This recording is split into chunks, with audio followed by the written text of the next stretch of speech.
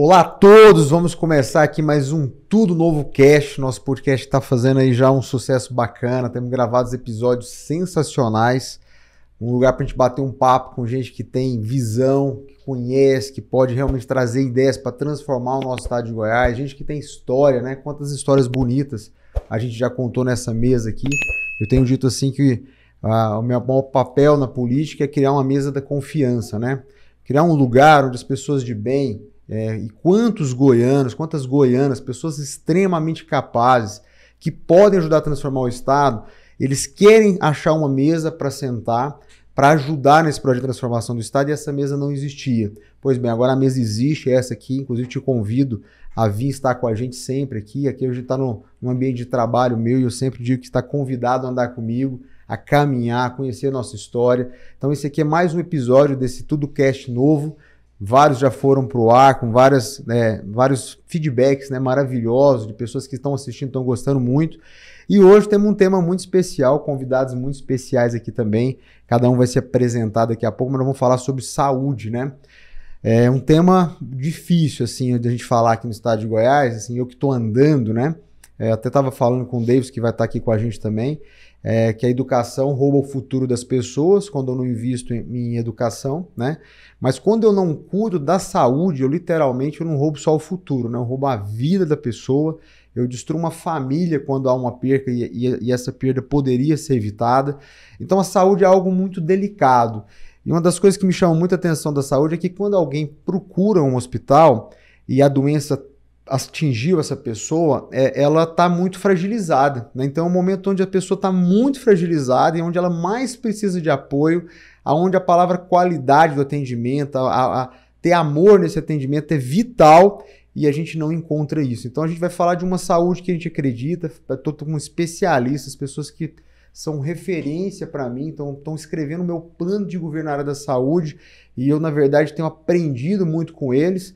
Eu trago para eles as dores, né? Estava comentando com eles antes da gente entrar aqui, já estamos há várias horas conversando antes aqui de começar, que eu estava no entorno de Brasília e hoje não nasce um goiano. Em toda a região ali do entorno de Brasília não se nasce goiano lá. É uma coisa absurda, né? Hoje uma mãe que está em Valparaíso, cidade ocidental, que está em Lusiânia, e eu estou falando de muita gente, nós estamos falando aí de 300 mil pessoas, 400 mil pessoas só nessa região, e toda essa região não nasce goiano. Hoje uma mãe, e eu vi isso lá na prática, se ela estiver grávida, imagina a fragilidade de uma mãe, de uma goiana, que vai ter um filho, a preocupação que é para essa mãe esse momento, eu acho que não existe para uma mãe um momento mais importante na vida do que o momento em que ela vai ter esse filho, esse goiano que vai nascer. E hoje ela não consegue ter esse filho em Goiás. Ela tem que pedir, pelo amor de Deus, para algum político lá da região ou para alguém que vai se pagar de bonzinho para essa mãe, para arrumar uma ambulância, para arrumar um espaço para ela no Gama, para que o goiano nasça em Brasília.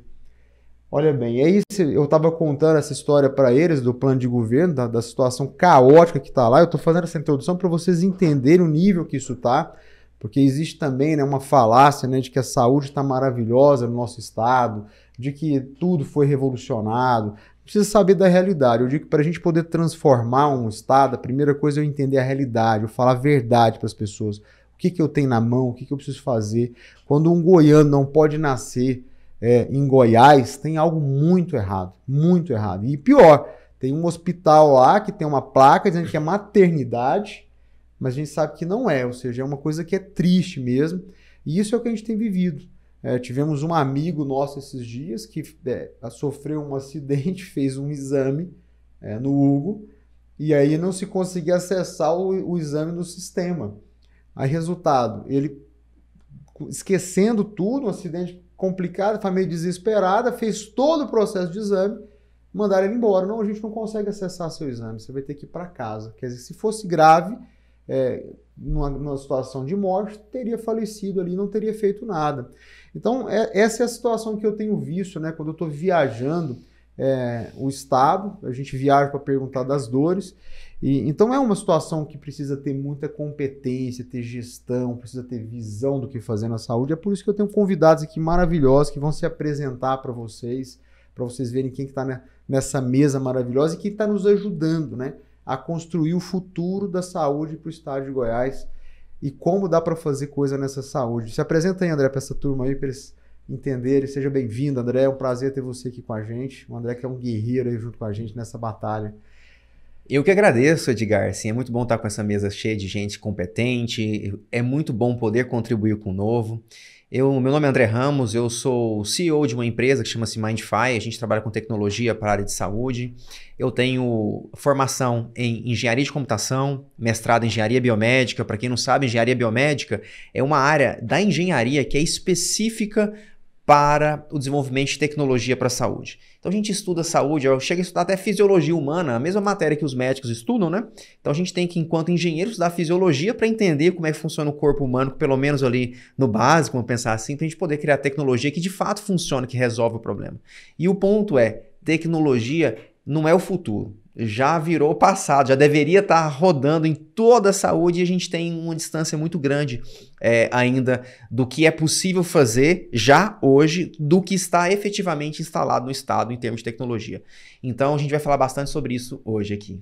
Bacana, e só para vocês entenderem, o André, ele tem uma empresa de tecnologia que já ganhou, quantos prêmios você já ganhou, André? Lá de inovação, dezenas, né? Dezenas de prêmios, goiano, pessoa da terra aqui, um cara que dá orgulho, André, dá orgulho de ver o que você tem feito, porque a gente precisa fazer isso, a gente precisa valorizar o que o goiano tá fazendo.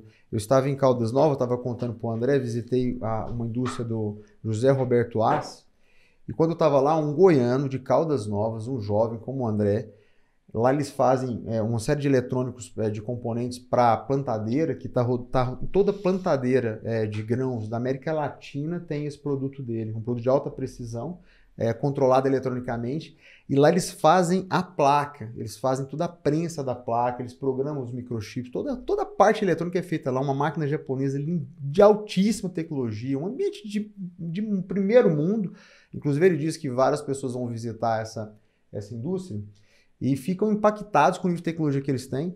E aí quando eu estava lá, eu fiquei impactado com um goiano chamado Fábio, novo, que fazia celulares, manutenção de celulares, e ele coordenando todo esse processo dentro dessa fábrica em Caldas Novas. Eu fiquei imaginando quando um jovem como você, André, ele é apresentado para outro jovem goiano. A gente tem que despertar no jovem goiano essa crença do potencial interno. Caras como você, o Petro está aqui do lado tão novo, esse Fábio, só dele se apresentar para o jovem goiano, se a gente entende isso, e um jovem goiano fala, cara, esse cara aí, de Caldas Novas, esse cara que nasceu no mesmo lugar que eu, ele está fazendo isso, então eu posso. É a mesma coisa o André. Imagina o André, né? Jovem como ele está daqui, tem dezenas de prêmios de inovação. Isso é a prova, né, que esse potencial está dentro de nós. A gente só precisa criar um ambiente. O potencial está dentro da semente. A gente só precisa criar um ambiente para que isso aconteça. E estar com o André aqui, para mim, é um orgulho, viu, André? De verdade, é muito especial. Estamos aqui com o meu amigo Alan de novo, né, Alan? Novamente aqui no Tudo Novo Cast, muito obrigado. Saúde você tinha que estar, né, Alan? Não tem jeito, né, cara? Obrigado pelo convite. É bom sempre estar aqui debatendo esses assuntos. E saúde é uma da pauta prioritária minha e que o Novo dá muito valor nessa pauta, porque a gente cuidar da saúde dos goianos é muito importante. E a gente sabe que há ineficiências, há muito o que ser feito. Eu atuo tanto na gestão, tá certo, da Unimed Goiânia, quanto na ponta, no trabalho ali de pronto-socorro mesmo, até um ano atrás, atualmente na regulação do Estado, onde a gente vê bastante na regulação, Edgar, onde que estão as dificuldades, em quais regiões. Então a gente observa, quantas pessoas estão esperando nesse momento uma UTI pela urgência? Quantas pessoas estão esperando uma cirurgia de urgência ortopédica, urológica ou vascular, que são as principais? Então a gente vê ali o contexto e vê que a todo momento tem pessoas e alguém nesse momento que está assistindo está aguardando algum procedimento dentro da saúde pública e não consegue em tempo hábil. E a gente precisa reverter isso. Uau, o Alano que eu já apresentei para vocês, quem não assistiu, assista o episódio que eu gravei só com o Alano, que ele traz toda a história de vida dele.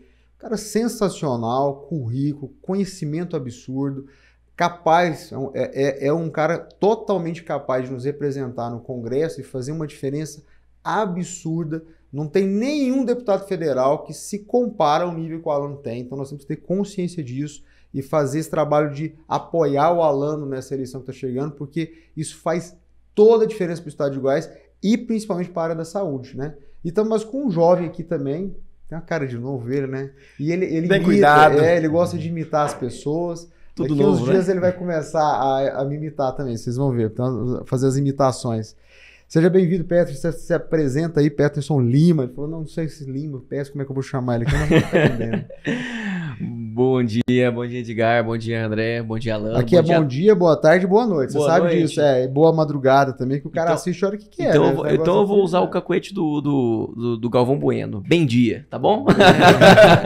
Você sabia que o Bem Amigos da Rede Globo veio disso? Não sabia. Ele gravava de um local, né? Geralmente estava lá na Europa, e ele não sabia se o fuso horário ia bater em São Paulo, no Acre, ia ser o mesmo, e ele não sabia se ele falaria bom dia, boa tarde, boa noite. Ele todo início de transmissão ele ficava extremamente ansioso pro que ele ia falar. E aí ele falou assim, olha, eu vou dizer uma palavra neutra, então, bem amigos da Rede Globo. E foi assim que nasceu esse Bem amigos, cacuete. ficou bom, cara. Ficou Ficou bom. excelente, né, cara? Ficou bom, é verdade. O cara é um Aqui é criativo. mais ou menos assim, bem amigos também, é mais ou menos por aí. Meu nome é Peterson, eu sou médico, atualmente eu sou especialista em clínica médica, para quem tá só ouvindo, né, tá vendo minha carinha de novo, eu tenho 25 anos. Mas, Ou seja, é novo mesmo, né? Esse é novo. Pra mim, então, Novo, cara de novo. Deus, eu com 25 anos acho que eu só pensava em jogar bola, pra vocês terem uma ideia da diferença aqui das coisas. Eu atualmente sou especialista em clínica médica, trabalho na assistência como médico assistencialista e estou fazendo pós-graduação em gestão em saúde. Eu sempre tive um anseio de estar um pouquinho na linha de trás, como cabeça pensante, como alguém que orquestra, como alguém que quer fazer a diferença na forma com que as coisas acontecem. Então, e a política, o anseio pela política está nisso também, né? De estar Entendi. sempre aqui em debates, né? Vários programas já com o Alano. E ele está nos ajudando, tem uma visão maravilhosa do sistema de saúde, de como as coisas funcionam, né? E isso é muito importante. Então, para vocês entenderem, a gente está pegando pessoas aqui que estão vivendo a prática. Daqui a pouco eu vou apresentar o Davidson também, que a mesa nossa tá cheia, vamos ter que fazer até um revezamento, que é outra pessoa que vive o dia a dia da população goiana. Meus amigos, eu queria colocar aqui algumas formas, né, da gente entender como é que a gente pode melhorar essa saúde em Goiás, né? Nós temos um atual governo que fala que está fazendo a regionalização, e é um negócio que você estava dizendo assim, que desde 1988 já se fala em regionalização. Nós estamos 34 anos atrasados e quer falar como se isso já fosse uma revolução, e nós temos tanta coisa para fazer na saúde. Vou começar com o André, que é a questão, por exemplo, que a gente acredita muito, que é a digitalização, né? Que é tornar esse processo digital, é tornar tudo mais automático. Como é que você vê, qual o poder da digitalização, André, quando eu trago isso para a saúde, quando eu trago para os processos da saúde? Como é que você enxerga esse cenário assim? Edgar, digitalização, assim, não dá nem para falar que não importa, né? Porque eu acho que todo mundo reconhece que a digitalização é essencial. Todo mundo tem um celular hoje que é digital. Todo mundo compra um smartphone porque quer usar o Facebook, o Twitter, sei lá, ou qualquer coisa que eles queiram utilizar. Então, esse poder da digitalização que nós, consumidores, temos, ainda está muito distante na área médica, dentro do hospital. Dentro do hospital, parece que é um software de 30 anos atrás.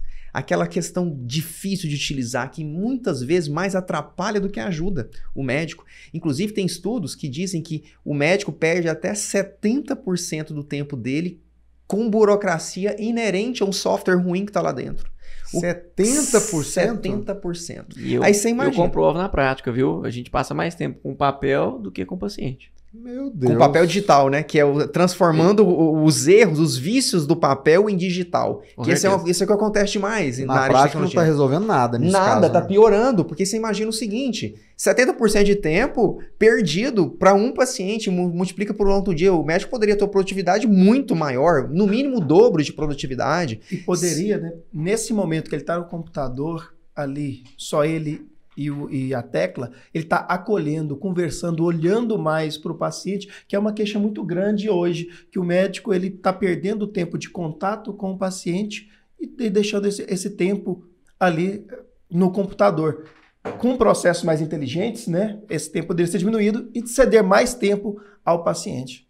Exatamente. Então, um ponto é, se a gente trouxer a digitalização de verdade, não é essa que está aí hoje, a gente vai economizar tempo do médico. Eu tenho vários casos de empresas que a gente trabalhou, a gente já ouviu dizer, que a gente chega a economizar 80% do tempo de atendimento com uma digitalização bem feita. O que eu estou falando? O médico gastava 25 minutos com atendimento, passa a gastar 5 com a burocracia. O resto do tempo, ele pode interagir com o paciente, como a Alana acabou de falar. Já pensou, Alana, você conversar com o paciente, você poder conversar? Que coisa maravilhosa, é revolucionário isso, não é não?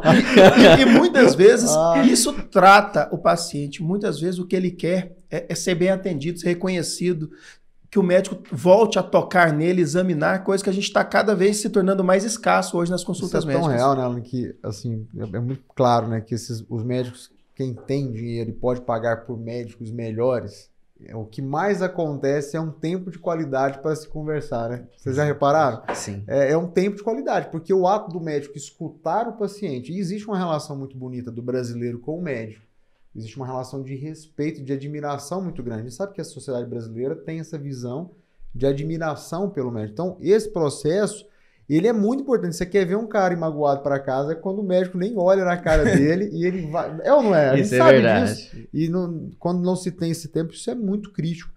Então, isso é um dos aspectos, né, André, de melhorar muito. 70% eu te confesso que é um número absurdo, então, né, cara? É absurdo e é real e acontece o tempo todo. E aí tem uma série de problemas. Tem ineficiência mesmo do próprio sistema, porque é difícil utilizar. Tem infraestrutura ruim que cai, sai do ar. Quem nunca esteve no hospital que disseram o sistema caiu, né? E isso acontece com muita frequência por tecnologias muito ruins e muito caras.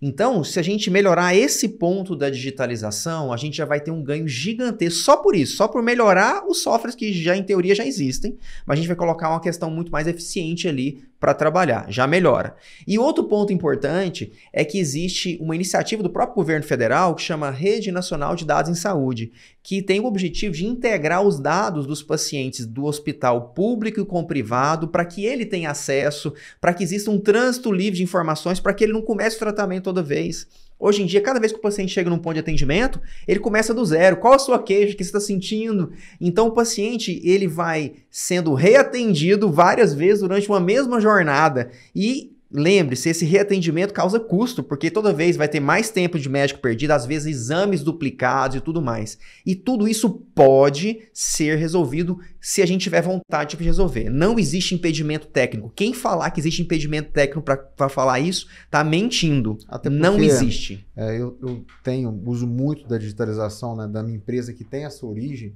e está muito claro, assim, a tecnologia já existe, ela é muito eficiente para se fazer isso. Ou seja, o que falta é o quê? Falta visão, falta vontade de fazer, e existe uma barreira aí, que eu vou chamar aqui o nosso amigo Pérez para falar, que é a corrupção, né, Pérez? Porque quando você começa a digitalizar as coisas, tem muita gente que não quer que isso aconteça, né? Porque se eu boto processo, se eu torno tudo digital, isso automaticamente começa a dificultar que certas coisas erradas aconteçam.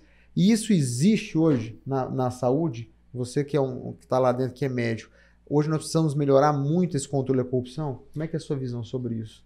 Com certeza, eu acredito assim, quando a gente expõe, né? Já pensou você expor, aquela brincadeira, você expor seu celular para todo mundo, né? Vai ter várias pessoas que vão ter medo e assim, trazer à tona também todos os dados que nós temos. Bom exemplo esse, né? Boa correlação.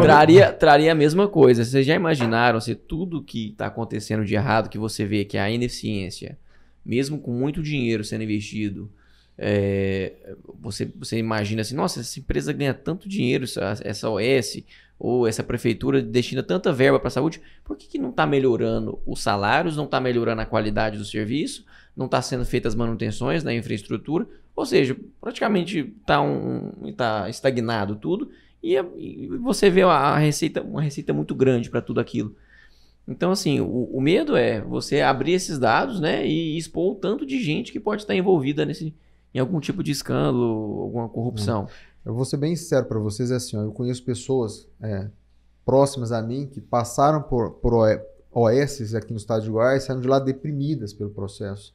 A gente tem várias denúncias de corrupção envolvida na saúde, porque a saúde, o que acontece? Quando eu não tenho uma ferramenta de controle muito eficiente, é um lugar que você pode se desviar muito dinheiro, porque é tudo muito claro, custa um preço muito alto. Qual que é a realidade que a gente tem hoje para você que está nos ouvindo, vocês entenderem? Nós temos, pela falta de controle, falta de processo, muito dinheiro é desviado. Existem muitos exames mal feitos, desperdício, tem muitas pessoas que estão às vezes mortas e são passadas por vários exames ou procedimentos para poder gerar dinheiro de forma errada. E aí tem prejuízos graves.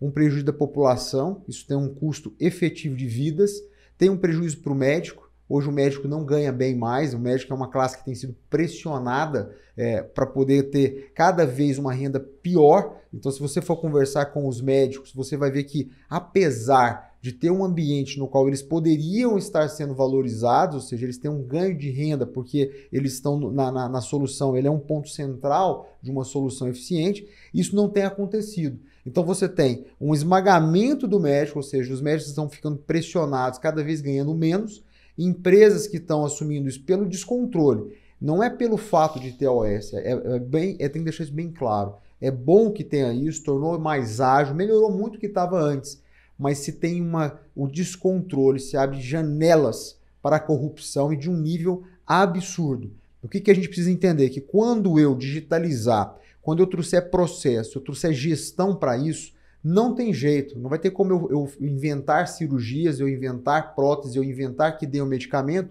porque isso vai começar a ser exposto, e aí isso vai tornar difícil. E aí quando a gente tornar isso difícil, naturalmente isso diminui, o sistema de saúde vai ter mais recursos para investir em equipamento, que a gente tem falado aqui, eu vou pedir para o Arno falar um pouquinho sobre isso, que existe uma falta de equipamento, não existem, a gente tem várias regiões, pediu para o Arno falar quantas regiões do estado a gente tem que precisam ter hospitais regionais, então isso é uma coisa que já tem 34 anos de atraso.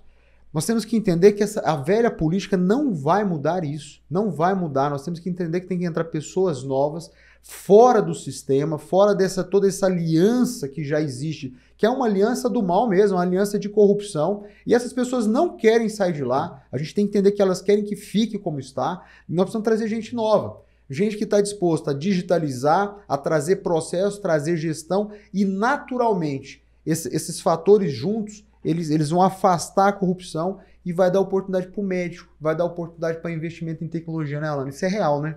Exato, porque a questão toda do médico, do enfermeiro, do profissional de saúde, não é só questão de salário, é de condições de trabalho, para ele poder atender bem a população, toda a equipe. Então, elas querem que tenha tecnologia, tenha o laboratório funcionando, os aparelhos de raio-x, tomografia, ressonância, funcionantes no hospital. Ele quer que a coisa ali realmente facilite a vida dele para ele possa cuidar, fazer a assistência que toda a equipe de saúde faz de maneira multidisciplinar. Para dar um exemplo naquela questão de como essas questões de gestão podem mudar a situação e economizar, em Brasília tem um exemplo de que o governo lá ele comprou o mesmo OPME em grandes quantidades, uma licitação enorme, em valores monetários gigantesca.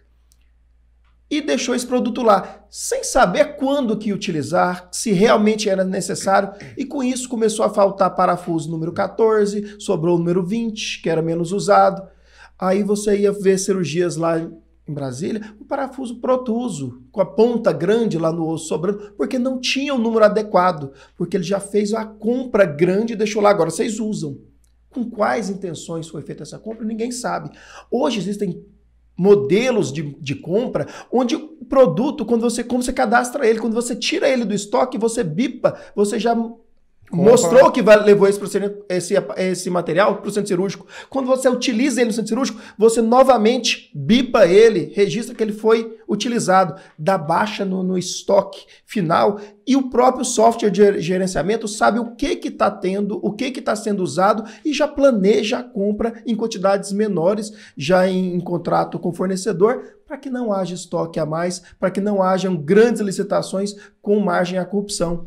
Então, é só mais um exemplo de como que uma gestão, que é coisa simples, pode evitar custos, pode evitar corrupção, gerando mais sobras para a gente investir na saúde pública aqui no nosso estado. E outra coisa que você falou foi de equipamentos, né, de regionalização. A gente tem muita dificuldade em algumas regiões do estado, Edgar, da gente ter todo o sistema ali de saúde completo.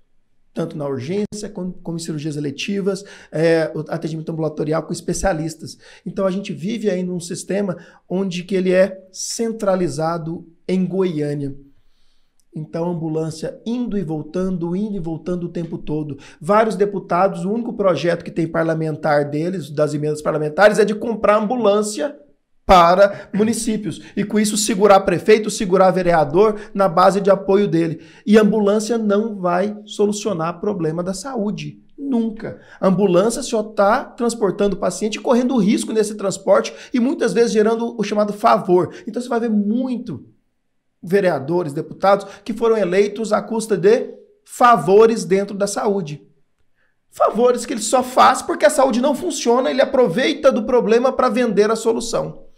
Enquanto a gente, como projeto, a gente conseguir colocar um hospital que faça cirurgias eletivas e de urgência em cada macro-região do estado e que resolva o problema de cada goiano na região que ele mora, aí a gente vai começar a avançar, inclusive, na qualidade. Fora nos modelos de pagamento, que inclusive aí o André pode falar melhor sobre isso. Sobre essa questão de pagamento, isso é importantíssimo, porque assim, hoje em dia, para quem não sabe, o pagamento ele é feito por serviço. A cada procedimento realizado, o médico, o profissional da saúde, o serviço de saúde ganha uma tarifa, né? Então, na oftalmologia é interessante, porque a cada colírio, cada gotinha que pinga no olho, tem uma tarifa, que é pingada ali naquele negócio. Só que o que acontece? Esse modelo não estimula a qualidade do atendimento. A gente esquece da qualidade do atendimento. Então, quanto mais procedimento eu fizer, mais eu ganho, então vou fazer mais. Isso é a natureza do modelo. Não estou falando que os médicos fazem isso, porque eu sei que tem muito médico bom, muito enfermeiro bom, que não faz um uso indevido disso, faz uso correto disso. Porém, pensando em sistema, é um modelo que tem um incentivo para o lado errado. Tem um incentivo pela realização do serviço, não pela qualidade. Então, o que a gente entende que o Novo deveria fazer? A gente está discutindo bastante isso no nosso plano de governo, é trazer um modelo baseado em resultado. Então, se chega uma pessoa ali com um problema específico de saúde, vamos pensar ali, está com glaucoma, falando de oftalmologia. Aquele serviço de saúde ele vai ser premiado pelo Estado, a teoria é que ele seja bonificado pelo sucesso no tratamento daquele procedimento e não pela realização de todos os pequenos procedimentos que foram feitos durante o tratamento. Ou seja, aquele serviço que se profissionalizar pela qualidade, ele vai ganhar mais do que aquele que só está cobrando pelo procedimento. Isso é o ideal, o mundo inteiro está caminhando para isso, não é fácil fazer esse tipo de procedimento, mas com iniciativa, sem rabo preso, que o Novo não tem rabo preso. Então o Novo tem condições de imputar isso, de fazer com que isso aconteça. Associado a uma digitalização, ou seja, força de vontade, digitalização, é possível sim fazer um modelo de remuneração baseado em valor. Isso que o André está falando é extremamente poderoso, que a gente está dizendo assim, hoje o Goiano, na verdade, o desespero dele é para ser atendido, né? Assim, se ele for atendido, ele já está satisfeito, porque é tão ruim, a gente tem que entender isso. Nós não temos uma saúde que é exemplo, nós tivemos uma declaração, ele falou, não, nossa saúde é exemplo e modelo para o país. Eu queria saber que estado é esse que ele está falando, porque quando você vai conversar com as pessoas, todo mundo está insatisfeito com o que está recebendo, não tem atendimento, não está funcionando, não consegue fazer exame. Nós temos uma fila de cirurgias, o número que está chegando é que está chegando em 20 mil pessoas, sim. 20 mil goianos esperando para fazer uma cirurgia, então inclusive é um número que a gente não consegue ter uma precisão. A gente está obtendo essa informação por meio de amigos que querem ajudar a gente, pessoas que querem, que estão vasculhando e cruzando dados, que falta uma transparência absurda sobre o que está acontecendo. Então, quando eu tenho 20 mil pessoas, ou um número próximo disso, esperando por uma cirurgia, é porque tem algo muito errado. E quando a gente fala de remunerar por um serviço prestado, significa que a opinião do paciente final vai pesar nisso. Ou seja, eu fui bem atendido, então eu vou receber um valor por todo o tratamento. E aí vai tirar da empresa que está prestando isso a capacidade de, às vezes, roubar durante o processo de tratamento. Para mim, para tratar um paciente, se precisou, vamos pegar o exemplo de 3 gotas de colírio, a empresa ela vai ter um custo só, o governo vai pagar um custo só. Se ela pingou 10, ela não vai poder falar, não, eu pinguei 10, quero receber por 10, porque isso vai gerar um custo errado para o Estado. E é possível, com o tempo, e isso existe experiência, para saber o custo de tratamento de uma doença. Então, na medida em que eu vou balizando o meu modelo, baseado num custo que eu sei que é para tratar uma doença, a empresa ela vai ter que se digitalizar, tornar eficiente para entregar aquilo com a melhor qualidade. Aí eu forço o sistema a ter qualidade no atendimento. Aí ele vai ser obrigado a envolver e pagar melhor os médicos, porque qualidade, não tem como eu entregar uma qualidade final para um paciente se esse médico não está envolvido. É como na educação, né? A gente costuma dizer assim que o teto da educação é o professor. Não tem como um aluno ir acima disso. Assim como a saúde também é isso. O teto da saúde é a qualidade dos profissionais envolvidos. Então, se eu tenho uma empresa, ela vai ser remunerada pela qualidade do que ela entrega, ela necessariamente vai ter que ter médicos bem cuidados, enfermeiros bem cuidados, pessoas envolvidas em toda a cadeia bem cuidadas. Ela vai ter que se profissionalizar.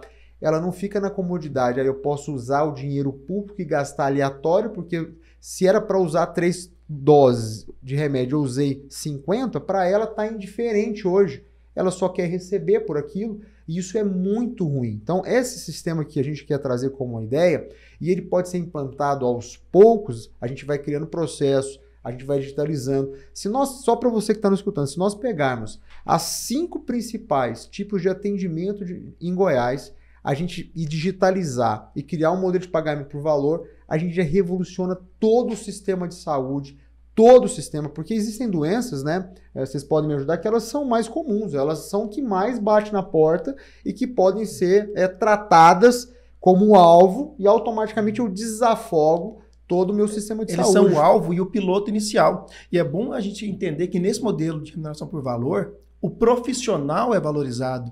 Hoje em dia existe um problema grande de muita troca de técnicos de enfermagem, enfermeiros e médicos nos hospitais aqui do nosso estado.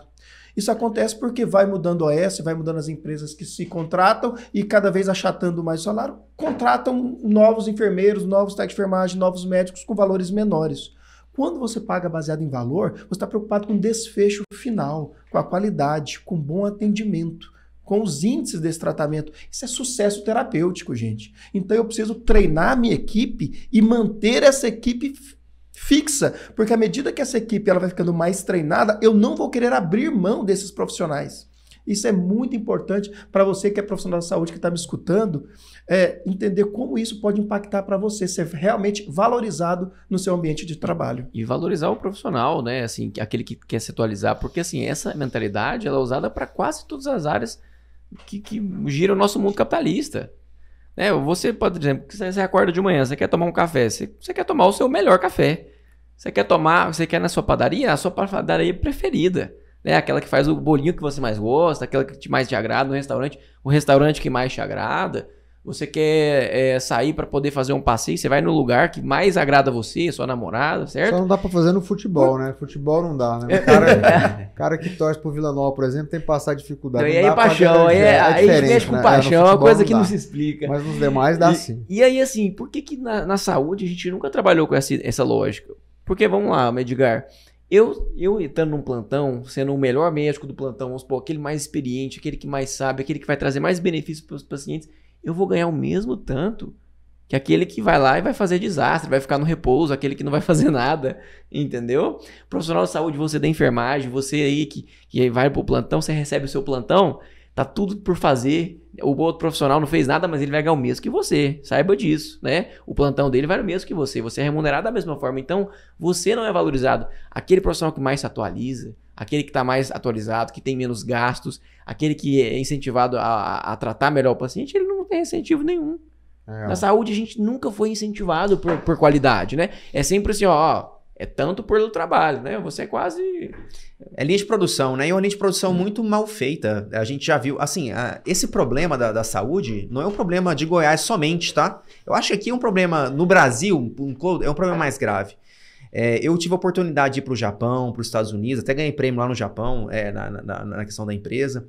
E o problema que a gente viu no Japão é que a saúde de lá, não está dando conta de pagar a conta, porque lá a população está envelhecendo. Muito. Muito. Agora, veja bem, o Japão não está conseguindo pagar a conta de saúde dos seus cidadãos, está ficando impagável pelo custo. Imagina o Brasil. Imagina Goiás. O que nós fazemos aqui? Infelizmente, os nossos governantes, como um todo, no geral, eles têm empurrado com a barriga e as pessoas têm morrido. No Japão, isso é inconcebível. O Japão não vai deixar as pessoas à míngua, vamos pensar assim, né? Então, eles colocam esse custo, de fato, na esteira, eu vou ter que tratar essas pessoas. Aqui a gente está ignorando, as pessoas estão sofrendo. Só que quando uma pessoa sofre, às vezes a pessoa está ali com um pai, uma mãe sofrendo, e você tem que parar um filho que estava trabalhando para cuidar daquela pessoa, que está esperando cirurgia. A cadeia socioeconômica impactada é muito grande. Então, quando a gente fala que tem 20 mil pessoas aproximadamente esperando uma cirurgia, não são 20 mil pessoas, são 20 mil famílias que estão sendo impactadas fortemente, gastando mais dinheiro, tendo pessoa para cuidar. Então, isso é muito ruim. E assim, isso me motiva a trabalhar, assim, a fazer esse trabalho voluntário, tá, pessoal? É importante dizer que a gente está aqui ralando num plano de governo, tentando trazer as melhores práticas do mundo para cá. Nosso espelho não é Goiás com outro estado, é Goiás com o mundo. O que tem de melhor no mundo para a gente trazer para cá? A gente tá buscando isso. E é um trabalho voluntário. Ninguém aqui ganha um centavo para estar aqui nessa mesa e contribuindo com o novo. Eu achava que vocês tinham um salário altíssimo. Não tem então, não? Mas vamos entregar o melhor plano de governo para a saúde. Eu não tenho dúvida disso. Não tenho dúvida disso. É porque, assim, são pessoas de propósito. A gente tem que entender isso, né? Quem está nos ouvindo, eu tenho dito que tudo que está acontecendo até agora eu tenho, né, custeado com recursos próprios, são meus mesmo, não tem conversa, eu tenho que tirar mesmo da minha casa, eu ia fazer uma reforma lá embaixo, minha filha falou, nós não vamos fazer mais a reforma aqui, papai, na casa, eu falei, não, filho, não vai dar, esse ano a gente mudou os planos, ia ter uma viagem que eu ia fazer com a família, nós não vamos fazer. Não vai ter mais Maldivas? Maldivas nem sonhava em ir, mas enfim, tem viagens que era um sonho da família, a gente não vai fazer. Então existe um sacrifício que a gente está fazendo, né? O André estava me falando que a esposa está brava com ele porque ele está trabalhando até tarde nesse plano. Mas é porque a gente acredita, a gente está pagando um preço. A gente tem que entender que para que as coisas aconteçam em Goiás, cada um de nós vai ter que abrir mão de algo seu e colocar para ser distribuído para o todo. A gente tem que começar a ter essa consciência de servir as pessoas. Isso tem que ser uma cultura nossa. É por isso que tem que dar o exemplo mesmo. Falar, olha, eles estão fazendo, estão dedicando. O plano que a gente está fazendo é de altíssimo nível, pessoas muito qualificadas. Jamais eu daria conta, ou o novo daria conta de pagar essas pessoas para fazer isso, porque são pessoas que têm uma hora cara e têm uma visão diferente. Mas é o que eu estou dizendo para a mesa de vocês, e eu faço o convite, nós temos uma mesa da confiança, uma mesa da verdade, onde as pessoas podem sentar nessa mesa, contribuir, entregar o seu melhor, e quando isso acontecer, nós vamos estar num estado melhor, né? Esses dias eu converso com muitas pessoas, e muitas dizem assim, não, o meu foco é cuidar só da minha família. Já escutei isso muitas vezes. Não, eu não vou mexer com política, eu não quero saber disso, eu tenho nojo de política, meu foco é cuidar da minha família. Não tem jeito, nossa família está inserida num processo. Isso a família nossa precisa de um hospital, igual aconteceu esses dias com um amigo nosso, um acidente, foi parar no Hugo, a cabeça explodindo de dor, precisava de um tratamento. Não tem como, a gente está num ambiente, a gente precisa cuidar do ambiente, é como a nossa casa. A gente vive numa cidade, a gente vive num estado.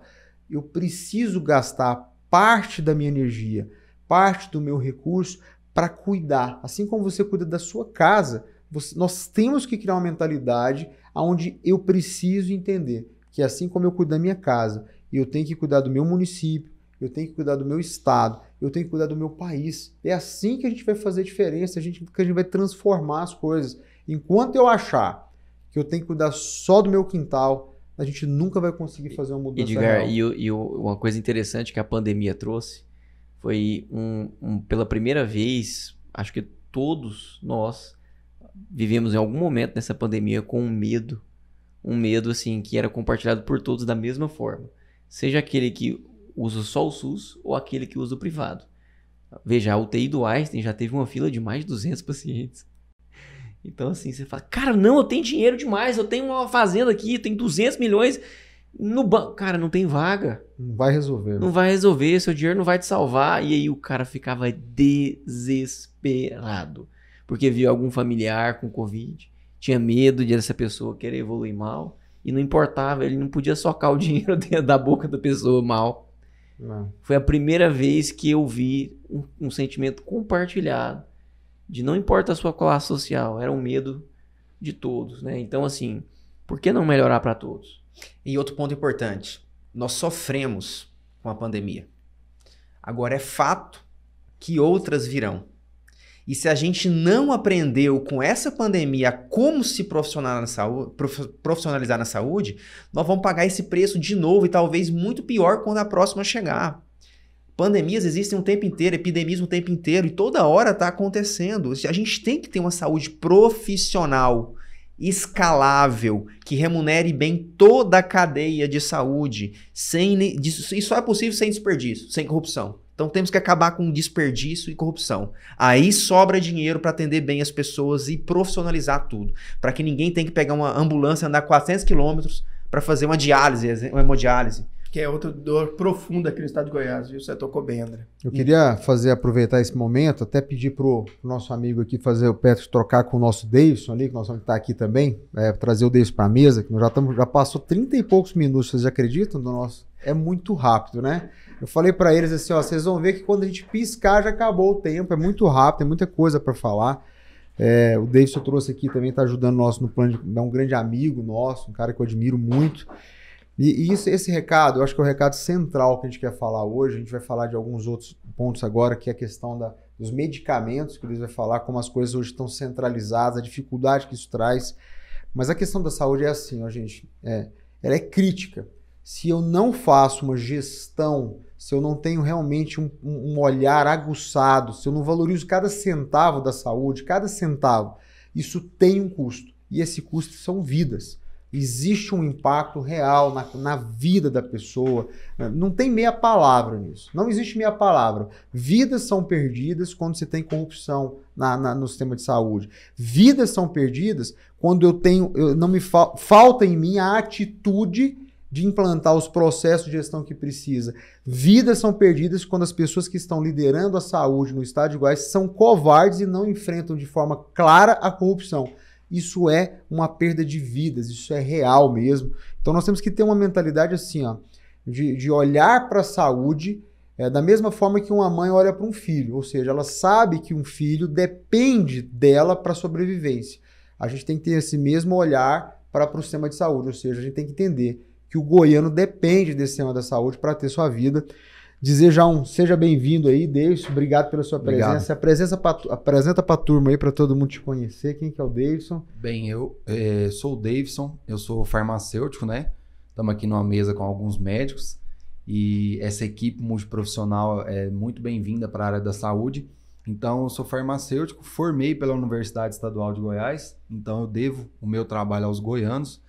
Eu fui formado por uma faculdade estadual e que atualmente não está sendo tão bem conservada como deveria. Então, de lá saíram vários profissionais muito capacitados e que hoje a gente perdeu essa condição. Então, aqui, do que foi falado nessa mesa, eu quero dizer que na área da medicação não é diferente, Edgar. Hoje a gente tem uma concentração nos grandes centros dessa entrega dessa medicação, vamos dizer assim. A gente fala aqui por exemplo, os medicamentos de alto custo, que é entregue hoje pelo Juarez Barbosa, né, André, que a gente levantou, eles são entregues hoje em Goiânia e Anápolis. Todo o estado de Goiás tem que vir para pegar esse medicamento aqui. Goiânia ou Anápolis. Então, se o paciente está lá em Porangatu, por exemplo, que você teve lá, ele vai rodar esses quilômetros aí para vir aqui buscar essa medicação. Ou, o que o Alano falou aqui da prefeitura é real. Essa prefeitura ela vai investir em uma ambulância ou um carro da saúde que ela vai trazer esse paciente aqui, que ele é um paciente que ele não tem condição, ele entrou na justiça porque ele não tem condição de comprar essa medicação. Então ele também não tem como custear essa viagem para vir aqui. A prefeitura vai ter que pagar para esse paciente vir aqui pegar essa medicação. Enquanto que isso deveria ter as regionais que poderiam atender esse paciente de uma forma mais humanizada, porque a gente teve relatos das pessoas que trabalham no Juarez Barbosa que isso vira um tumulto lá, porque eles chegam, o pessoal, eles não têm condição de atender a um estado inteiro. De uma vez só. De uma vez só, porque pensando no estado de Goiás, são 7 milhões de habitantes, né? Mais 7 milhões de habitantes. 7,2 milhões. E aí, assim, a gente tem outros serviços de entrega de medicação, como os medicamentos para a pessoa que tem HIV positivo, né? Eles já conseguem hoje distribuir em uma forma mais qualitativa. A gente já tem 13 pontos de distribuição. E por que não aproveitar esses lugares para já fazer também essa entrega. Ampliar isso, né? Ampliar esse acesso, né? Da forma que tem feito nessa medicação. Então, hoje, o Estado ele é centralizado nessa parte e também essa questão do medicamento de alto custo é uma coisa que a gente não consegue levantar de novo uma precisão certa dos dados. O Alan está aqui, pode ajudar a gente também, porque essa medicação de alto custo, será que ela realmente está sendo necessária? O paciente está judicializando aquilo ali, mas isso realmente tem essa necessidade, doutor Alan? Na maioria das vezes, ele não conseguiria um outro medicamento que estava dentro da lista do SUS? Isso é outra coisa que a gente precisa trabalhar, com protocolos bem específicos em cada doença. Para a gente entender, nem o sistema único de saúde, ou sistema de saúde inglês, que eles têm bastante orgulho do Sistema Nacional de Saúde deles, permitem o médico prescrever um medicamento fora daquele rol estabelecido. Aqui no Brasil, se o médico passar um medicamento que não está no protocolo central do Ministério da Saúde, que não está naquele protocolo da doença, e ele judicializar, o Estado vai ter que arcar com isso. E a judicialização está tomando grande parte dos recursos da saúde hoje. Isso, para mim, não é equidade, porque ele dá muito para poucos e deixa muita gente na saúde desamparada. Então, a gente tem um rol nacional do que deve ser usado em cada doença, atualizado a certo tempo, deve ser assim para ontem, para a gente diminuir essa judicialização. Até porque, gente, quem mais judicializa é quem tem um poder aquisitivo, inclusive, maior, porque a população mais pobre, mais carente, que precisa mais do SUS, ela tem maior dificuldade em judicializar. É real. Então, acontecendo uma grande desigualdade, nesse caso, no nosso sistema de saúde. E aí, doutor Alan, assim, só para completar, o que eu queria falar é assim, se o senhor fosse um juiz, se recebesse esse processo na mão, qual que é a sua capacidade de julgar se a pessoa realmente precisa dessa medicação ou não, se você não tiver esse protocolo? Porque o juiz, ele é juiz, ele não é médico. É real. Então, isso é o calcanhar de Aquiles hoje da saúde, que eu digo, porque tudo que foi falado aqui nessa mesa e que a gente conversou no nosso tempo anterior, Edgar, a gente falava aqui, o próprio Dr. Alan e o Peterson saiu daqui, que os profissionais, eles não tiveram aumento de ganho. O que mais aumentou na saúde são os custos e não são o pagamento dos profissionais. Então é isso que a gente está falando aqui. Às vezes é uma judicialização da saúde desnecessária, isso aumenta em muito o custo e a gente tem que entender que o Estado, o dinheiro não é do Estado, o dinheiro é nosso, é de todos nós que produzimos e fazemos esse dinheiro. E ele não multiplica, ele não tem mágica. Se eu tirar de um lugar, ele vai faltar em outro. Então, a judicialização é um ponto muito importante, porque ela causa esse desabastecimento, como foi dito aqui. Mas é importante só fazer uma ponderação sobre a judicialização, que ela depende de leis federais, né? Então, enquanto Estado, o que a gente poderia fazer no curto prazo, que é o que o Alan mencionou, que é incentivar que a gente tenha protocolos claros aqui para ajudar o nosso médico a prescrever, a nossa equipe de saúde como um todo, a trabalhar da forma correta, como manda o figurino, né? Vamos dizer assim, como manda a ciência, porque a ciência define o que é o melhor para cada situação hoje. Então, se a gente incentivar essa profissionalização do sistema de saúde, a gente vai naturalmente combater esse problema sem ter que mudar a lei federal. Mas eu estou dizendo para que o novo não brigue por essas mudanças legais que impactem todo o país, né? Então, faz parte da nossa jornada brigar por isso também, mudar leis. A questão da saúde é tão grave que nós temos que entender. Por exemplo, eu estava em Caldas Novas e agora foi lançado lá em Catalão, que é lá próximo, na mesma região, o hospital regional. Essa regionalização que está se vendendo, nós estamos 34 anos atrasados nela. Você imagina isso. E lá em Caldas Novas eles fizeram a duplicação, que nunca aconteceu, pagaram o governo 2 vezes para duplicar a GO entre Caldas Novas e Morrinhos. Até hoje não está duplicada, né? Já foram 2 investimentos, um de 46 bilhões de reais, 46 milhões e outro agora de 150 milhões de reais. A via está terrível, não está duplicada, como eu até gravei um vídeo lá, e o custo do Hospital Regional de Catalão é de 50 e poucos milhões de reais. Ou seja, só nessa duplicação que foi desperdiçado de dinheiro, daria para fazer 3 hospitais regionais. Só para vocês entenderem como é que a falta de gestão e a falta de visão sobre o que é prioritário, ela é crítica, ou seja, se desperdiça muito dinheiro. Existem hospitais que têm 10 anos que a obra está em andamento, né? E não, nós estamos conversando sobre esse caso, se não me engano, em Águas Lindas. Águas Lindas. 10 anos que eles estão fazendo o hospital e o hospital não sai. Então não se trata, nós temos que entender, não se trata de falta de recursos na saúde. Não é isso. Inclusive, o André estava me relatando que existem vários hospitais que conseguem captar mais recursos do que o próprio estado de Goiás, porque eles têm isso, né, André? Eles têm pessoas que conseguem preparar as condições para que esses recursos cheguem. Então não é falta de recurso, né? Inclusive tem um estudo do CFM que diz que num intervalo de 10 anos havia 174 bilhões de reais de recursos disponíveis no SUS para serem captados pelos estados e municípios para aplicar em projetos como esse. 174 bilhões. Bilhões. E não foram captados. Esse é o que sobrou, o dinheiro lá. Então, assim, é impressionante o quão ineficiente nós somos para captar recursos disponíveis. E por que nós somos ineficientes? Porque esses recursos disponíveis eles não estão lá para ser gasto de qualquer forma. É necessário que seja feito um projeto muito bem feito, defendido aquele projeto, e nós não temos essa capacitação. Tem hospitais de elite do Brasil, como Albert Einstein, Sírio-Libanês, Hospital Alemão Oswaldo Cruz, Hospital Moinhos de Vento e Hospital do Coração de São Paulo, que captam muitos recursos do SUS porque eles têm uma equipe especializada em captação, muito boa, equipes excelentes, e eles fazem projetos em parceria com o SUS. Então, esses grandes hospitais atendem pacientes do SUS, porque eles captam dinheiro do SUS para fazer projetos de inovação. E, por exemplo, só um caso específico, no Hospital Moinhos de Vento de Porto Alegre, que é um dos melhores do país, assim, disparado. Um case maravilhoso. Assim, é impressionante a qualidade deles. Eles foram contratados pelo SUS por meio de um projeto chamado PROAD, que traz recursos do SUS, para redesenvolver toda a atenção primária na parte de cardiologia e neurologia. Então, estão criando linhas de cuidado justamente para ajudar os serviços públicos a adotarem esses padrões de qualidade internacionais.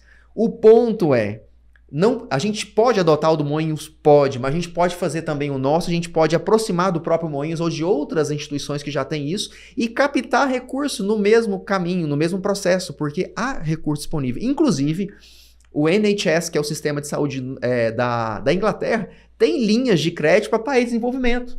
A minha empresa já captou um recurso do NHS para fazer projeto de inovação no Brasil. Olha que interessante. Agora, o que a gente tem que fazer é trazer esses recursos para cá, como? Criando um comitê dentro do Estado especializado em captação de recursos, em parceria com esses hospitais de excelência que eu mencionei, em parceria com associações representativas de classe que nós temos, e a gente vai trabalhar junto para que isso aconteça. É possível, o recurso está disponível, não digo que esse recurso resolve o problema, mas é um recurso que ajuda demais a gente a sair da situação que a gente está hoje para uma situação de país de primeiro mundo. A gente está muito longe de ser um país de primeiro mundo. Equipe, inclusive, dando suporte aos municípios fazerem seus projetos municipais. Então, a gente aqui dentro do Estado fornecer esse apoio aos municípios para fazer esses projetos dentro da área de saúde. Importante, inclusive, lembrar que o candidato a presidente pelo Novo Dávila, à frente do CLP, durante muito tempo, ele ajudou a formulação de municípios a fazerem políticas públicas, a fazerem projetos para serem autorizados. Então tem um know-how muito grande nessa área que vai estar ajudando o CLP, que foi uma grande iniciativa feita pelo Dávila. Uau! Pessoal, nós estamos chegando aqui nos últimos 5 minutos. Eu queria que nós, enquanto equipe que estamos trabalhando no plano de governo da área da saúde, fizesse uma fase final A gente acredita que dá para mudar a mesa da saúde em Goiás? A gente é capaz de fazer isso? Eu queria que a gente aproveitasse esses 5 minutinhos, 1 minuto para cada um, para poder fazer essa frase para quem está nos ouvindo. É possível, Alan, mudar, criar um sistema de saúde que realmente leve a saúde que o goiano merece? É possível. Em 1988, visionários criaram o SUS sem mesmo saber, Edgar, de onde que viria os recursos para prover o SUS aqui no Brasil naquela época. E ele vem crescendo, vem desenvolvendo com muitas dificuldades e vários problemas. Gestão vai corrigir vários deles. Combate à corrupção, outros. Inovação, tecnologia acoplada, vários outros problemas. Isso tudo junto pode dar, sim, uma saúde à população, porque quando a gente vê no custo total de saúde, o que a gente gasta do PIB, a gente não fica atrás dos países da OCDE. É claro que grande parte ainda é dentro da parte privada, mas a gente tem um custo de saúde alto em relação aos nossos vizinhos da América Latina. Então dá para fazer sim, basta competência, boa vontade, pessoas certas e o combate à corrupção. Ou seja, não pode ter o rabo preso, né? Porque quem tem o rabo preso não quer fazer. A gente entende que é possível transformar a saúde, como o Alano colocou, com a digitalização sendo um dos elementos centrais. A gente fazer com que a jornada do paciente seja uma jornada tranquila, aquela que você usa no seu celular hoje para acessar um Facebook, acessar um Twitter, você usa sozinho. Por que a jornada da saúde não pode ser assim? Eu não posso marcar uma consulta ali facilmente, eu chego lá, já sou chamado automaticamente, o resultado do meu exame já chega ali, a minha equipe de técnicas de enfermagem já está todo trabalhando em conjunto comigo aqui à distância. Eu não preciso estar presente junto de um técnico, junto de um médico, sendo que eu posso fazer tudo digital. Isso tudo que eu estou falando parece que é fácil de executar, mas não é fácil. É preciso de bastante inovação, é preciso de bastante força de vontade. Mas a boa notícia é que isso já é feito em alguns países e a gente pode copiar os modelos que já existem lá. E aqui no Brasil já tem isso funcionando também. A gente consegue ver isso funcionando em hospitais como esse que eu mencionei de elite e nada impede que isso aconteça no estado. Basta ter vontade e eu tenho certeza que você, Edgar, vai ter essa vontade para fazer acontecer em Goiás. Então a gente vai sim ter uma saúde de primeiro mundo em muito pouco tempo. Uau! E aí, Davis? É possível? Eu acho perfeitamente possível ser feita uma melhoria em grande escala na área da saúde. E quero dizer para todos que nos assistem, que nos ouvem, que a gente precisa começar a pensar no que a gente quer para a nossa vida já agora. A gente está aqui com o Alano, que é o nosso candidato a deputado federal, e quero dar uma sugestão para ele, que é de colocar a corrupção no SUS como um crime hediondo, porque a pessoa está matando uma vida naquela mesma hora que ela tirou aquele dinheiro dali. Então, se a gente começar por aí, a gente já vai resolver 90% do nosso papel dentro da saúde, certo? Uau, uau. Eu vou pedir para o nosso amigo Peterson também fazer essa fala final. É possível, meu amigo, a gente fazer entregar para esse goiano essa saúde? Vocês estão trabalhando no plano, dá para entregar essa saúde que ele merece? Com certeza. E eu digo que o plano que a gente está tentando construir é um plano que tem resultados. É um plano que tem método, é um plano que já foi testado, é um plano que é conciso, é um plano que segue uma linha de raciocínio. Não é uma base de canetada, não é uma lei falha que a gente sabe que não pode ser cumprida, tá bom? Então, esse é o nosso diferencial, esse é o diferencial que a gente está querendo propor para o estado de Goiás, para que seja um estado que seja exemplo para o resto do Brasil. Para que a nossa gestão, o modelo que a gente vai implementar, seja seguido pelos outros estados. E com isso, melhorar não só Goiás, servir de trampolim, né, para o avanço de outros estados. Uau. Acho que a mensagem é essa. Dá para fazer, dá para entregar uma saúde que seja inovadora, uma saúde que seja com controles rígidos, uma saúde que usa de tecnologia. Se tem uma coisa barata nesse mundo é tecnologia. A tecnologia ela tem revolucionado tudo e cada goiano que está nos ouvindo sabe disso. A tecnologia mudou a forma como a gente pede um transporte, a forma como a gente se comunica. Então a tecnologia é a base para a gente fazer essa transformação e é o que a gente vai investir. Sabendo que a gente não tem que manter sistema velho nenhum, sabendo que a gente não tem alianças que vai nos impedir de lutar com essa corrupção, sabendo que a gente tem a coragem para fazer isso e sabendo que a gente tem a competência. Então quando a gente alia tudo isso, usa a tecnologia, usa a digitalização, nós vamos entregar uma saúde que o goiano vai ficar impressionado. A gente nem sequer acredita que isso é possível, mas é possível. Assim como eu tenho dito na área da saúde, nós temos que primeiro ter a visão do que eu quero. Quando eu tenho uma visão, quando eu enxergo isso, nós não estamos falando de uma visão utópica, estamos falando de lugares onde as pessoas já fazem isso.